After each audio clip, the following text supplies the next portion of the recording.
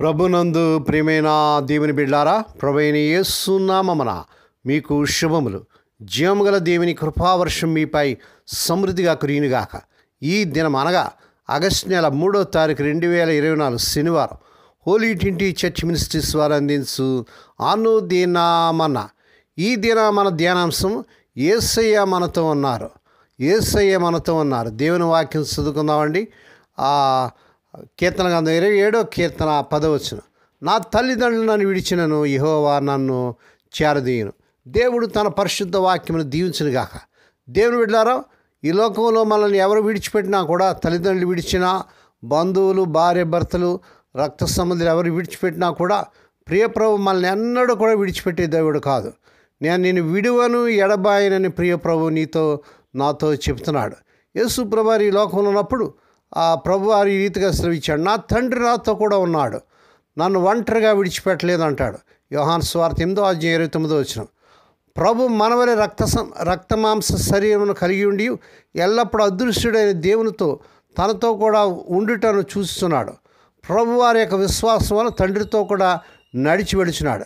ఎచ్చటికి వెళ్ళినను, ఎవరితో మాట్లాడుచున్నాను, ప్రియప్రభు అదృశ్యుడైన నా తండ్రిని అనగా దేవుని చూస్తున్నాడు.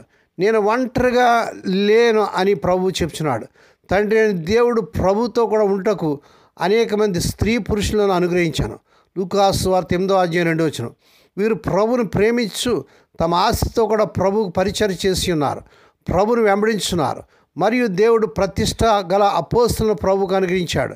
ఆయనను ఒకానొక సమయంలో శ్రమలు గల పరిస్థితులు వచ్చినప్పుడు వీరెవరూ ప్రియప్రభుతో కూడా లేరు. ప్రభువును పట్టుకున్నట్టుకు సిలువేటకు సమయం వచ్చినప్పుడు అందరూ భయపడి ఆయన విడిచిపోయారు. అయినప్పటికీ ప్రభువారు దృఢ విశ్వాసంతో నా తండ్రి నాతో కూడా ఉన్నాడు అంటున్నాడు.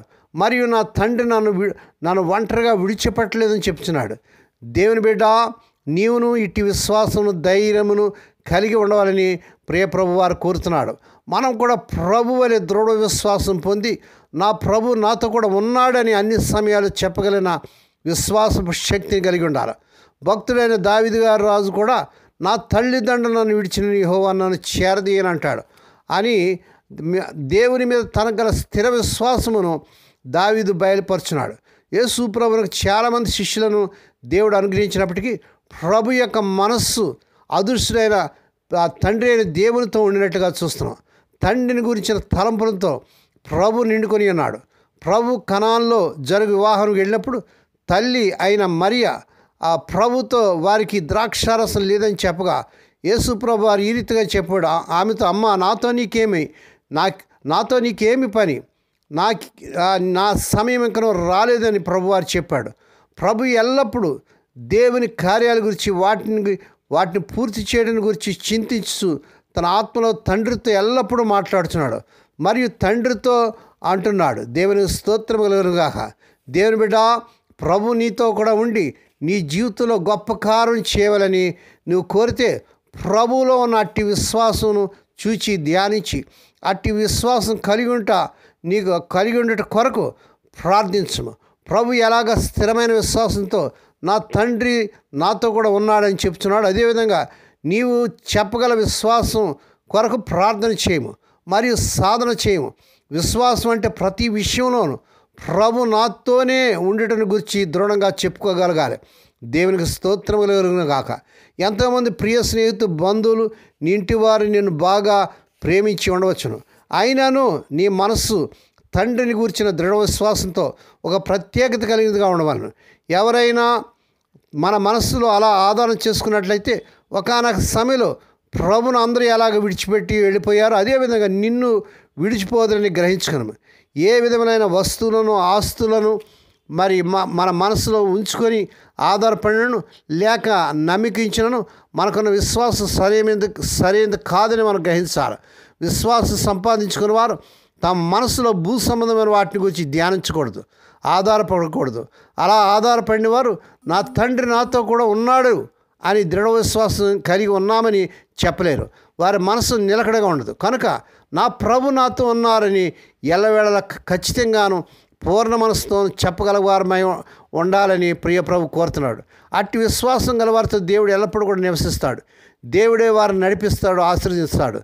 దేవుడి ఈ మాటలు దీవించునుగాక. ప్రార్థన చేసుకుందామండి. పరిశుద్ధుడైన మా తండ్రి, నీ పరిశుద్ధ నామమునకు వందనాలు స్తోత్రాలు చెల్లించుకున్నావు నాయన. స్వదేశ విదేశాల నుండి వర్తమానం వింటూ అనేకరికి వర్తమానం పంపిస్తూ ఈ పరిచయాలు క్రమంగా పాలు పంపులు పొందిన మా ప్రియులందరినీ దీవించండి. ఈ దినం పుట్టిన దినాలు, వాహ దినాలు, ఆయా శుభదినాలు జరపకుండా బిడ్డలను బాగుగా దీవించి మరొక సంవత్సరమైన దాయకరెడ్డి బిడ్డకు ధరింపచేసి వారి పట్ల నూతన కార్యం జరిగించుకోండి నాయన. ఈ దినం పుట్టిన దినాలు, వాహ దినాలు, ఆయా శుభదినాలు జరపకుండా బిడ్డలను బాగుగా దీవించి మరొక సంవత్సరమైన దాయకరెడ్డి బిడ్డకు ధరింపచేసి వారి విశ్వాసంలో, ప్రేమలో స్థిరంగా నిలబడి ముందుకు సాగుటకు సహాయం చేయండి. రోగి లేని బిడ్డల కోసం ప్రార్థన చేస్తుందండి. సీరియస్ కండిషన్లు ఎవరైతే మరి ఇంటెన్సివ్ కేర్లు ఉంటున్నారో అట్టి వారి పట్ల మీరు కృప చూపించిన ఆయన. మరణం తప్పించిన నీ వస్తువు నాయన. ఇప్పుడే నాయన డాక్టర్ కనుక కలవరి శిరు రక్త ప్రభావాన్ని శిరస్సు పాదుల ప్రభావం చేస్తున్నాం నాయన. స్వస్థత, ఆరోగ్యం, విడుదల యేసునామమున ప్రకటిస్తున్నాం తండ్రి. హోలీ ట్రినిటీ చర్చ్ మినిస్ట్రీస్ ద్వారా మారుమూల గ్రామంలో పరిచయం చేస్తున్న దీనదాసులను, దాస్తులను, విధవరాలను, దిక్కులేని బిడ్డలను, తల్లిదండ్రులు లేని బిడ్డలను జ్ఞాపకం చేసుకుని వారి ప్రతి అవసరత క్రీస్తు మహిమలో తీర్చని ప్రభు. గర్భిణీ స్త్రీలకు ఈజీ డెలివరీ ప్రకటిస్తున్నాం తండ్రి. మరి వివాహం కానీ యవన బిడ్డలకు ఈ నెలలో అద్భుతంగా తండ్రి నాయన వారు కోరుకునే చక్కని సంబంధాలు కుదిరి వారి వివాహాలు ఘనంగా జరుగునుగాక. మా తండ్రి ఆ స్వదేశ విదేశాలు ఉద్యోగాలు లేక తిప్పలు పడుతున్న యవన బిడ్డలకు ఈ నెలలో అద్భుతంగా తండ్రి వారు అర్హత మించిన ఉద్యోగాలు వచ్చునుగాక. ఈ దినమంతట్లో బిడ్డల చుట్టూ మీరు రక్షణ చేసి ప్రతి విధంగా కీడు నుంచి, దృష్టి నుంచి ప్రమాదాలు తప్పించి క్షేమకరమైన ప్రయాణాలు దయచేయమని సమస్త మహిమా ఘనత మీకే చెల్లించుకుంటూ యేసయ్య పరిశుద్ధ నామమున స్తుతించి గణపరిచి వేడుకొని ప్రార్థిస్తున్నాం తండ్రి. ఆమేన్. మన ప్రభువైన యేసు క్రీస్తు వారి కృప, తండ్రి అయిన దేవుని ప్రేమ, పరిశుద్ధాత్మ దేవుని అన్యోన్య సహవాసము సదాకాలం మీకు తోడేండి నడిపించి బలపరచునుగాక. ఆమేన్.